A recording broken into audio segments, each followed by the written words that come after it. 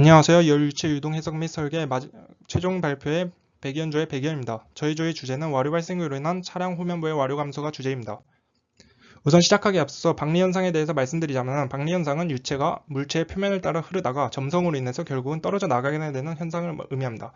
이로 인해서 이와 같은 와류가 발생하게 됩니다. 자동차도 마찬가지로 표면을 따라서 흐르다가 결국은 떨어져 나가서 후면부에 와류가 발생합니다. 이러한 박리 현상을 줄여주는 것은 사진과 같은 돌기인 와류 발생기 볼텍스 제너레이터입니다.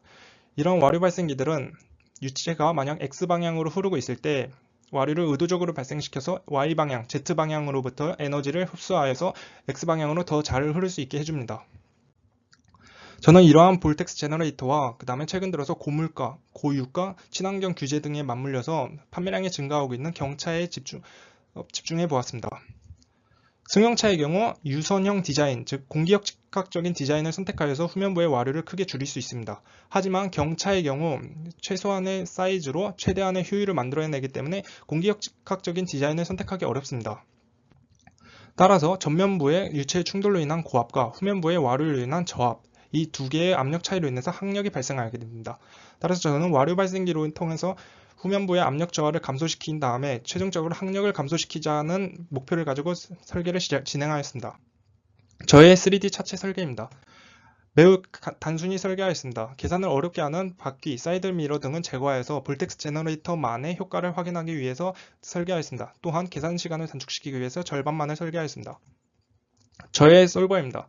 자동차가 일정한 속도, 시속 100km/h의 속도로 이동한다. 즉 스테디 스테이트를 가정하였고요. 비압 축성 유동 그리고 난류 모델, 그에 대한 난류 모델로 K-오메가 모델을 선택하였고 그에 대한 솔버로는 심플폼을 선택하였습니다. 저의 바운더리 컨디션과 이니셜 컨디션입니다. 주목해야 될 점은 유체가 시속 100km/h, 즉 27.7m/s의 유속으로 일정하게 들어온다. 그리고 아울렛에서는 압력이 유니폼 제로이기 때문에 아울렛으로 유체가 흐르게 됩니다. 그리고 바텀과 탑, 그리고 스카이의 경우 슬립 컨디션을 주었고요. 그 다음에 백의 경우 계산 시간 단축을 위해서 시메트리 플랜을 주었습니다. 자동차의 경우 논 슬립 컨디션을 구현하기 위해서 유니폼 제로를 주었습니다. 베리피케이션입니다. 저는 시작하기에 앞서서 매우 큰 도메인을 설정하였습니다. 20m, 5m, 4m의 도메인을 주었고 해당 유동이 완전 발달되는 것을 확인하였습니다. 완전 발달까지 20초가 걸렸기 때문에 저는 30초 정도를 계산하였습니다. 또한 벽면이 차량의 유동에 영향을 주지 않는 것을 확인하여서 해당 도메인 설정은 적절하다는 것을 확인할 수 있었습니다. 또한 격자수도 다양하게 하면서 계산을 해보았는데 유동이 다 비슷하였기 때문에 80, 50, 40을 선택하였습니다.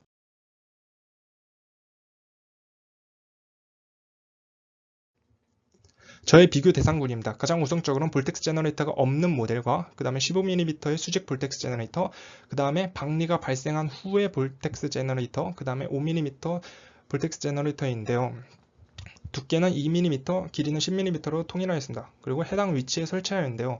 그 이유에 대해서는 다양한 논문들이 볼텍스 제너레이터는 세퍼레이션이 발생하는 지점에 근처에 있어야 된다고 하여서 해당 위치를 선정하였습니다. 따라서 2번과 4번의 경우 볼텍스 제너레이터의 높이에 따른 효과를 비교하기 위한 비교 대상군으로서 3번의 경우 볼텍스 제너레이터의 설치 위치에 따른 효과를 보기 위한 비교 대상군으로 설정하였습니다.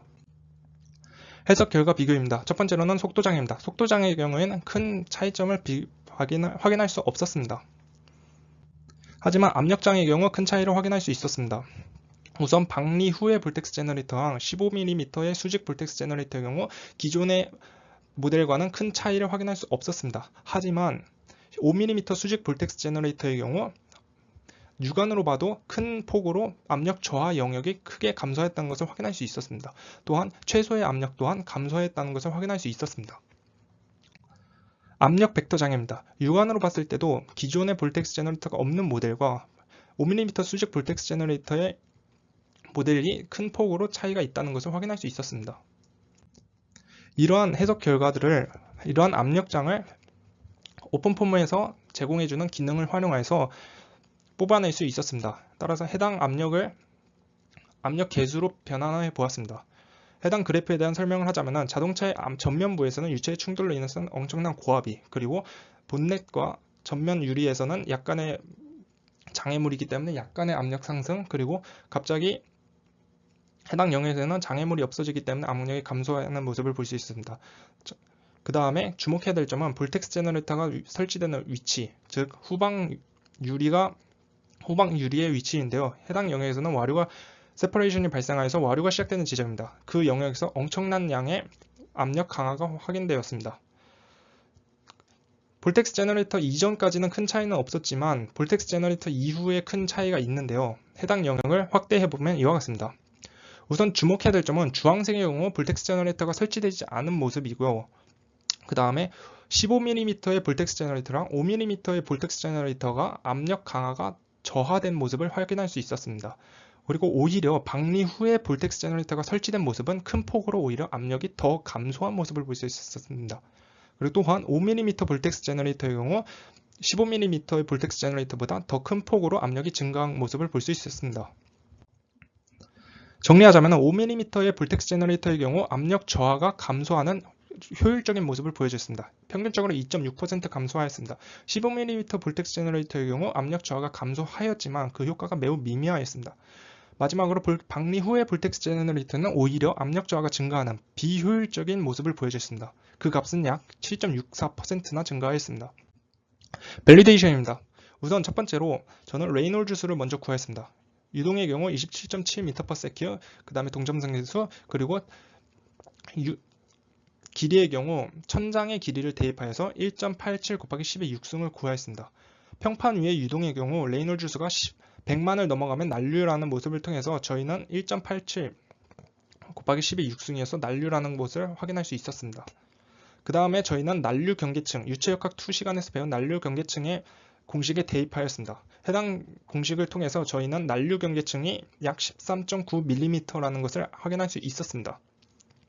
따라서 저희는 다양한 논문들을 찾아보았는데요. 기존의 컨벤셔널, 전통적인 볼텍스 제너레이터의 경우 1 경계층의 길이만큼 그 길이를 설정하였습니다. 하지만 해당 논문에서 최초로 로우 프로파일 볼텍스 제너레이터라고 이 바운더리 레이어의 두께만큼이 아니라 0.2에서 0.5배의 두께를 선택하였을 때 더 큰 효율을 가지고 있다라는 것을 발견하였습니다. 따라서 저의 5mm 볼텍스 제너레이터의 경우 0.35 경계층 두께만큼을 가지고 있기 때문에 15mm의 볼텍스 제너레이터보다 더 큰 효과를 가지고 있는 것이 타당합니다.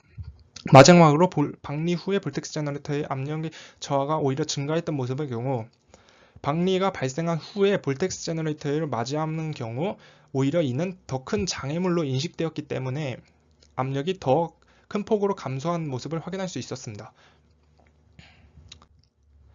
지금까지 제 발표 영상을 들어주셔서 감사합니다. 한 학기 동안 고생 많으셨고 다들 감사합니다.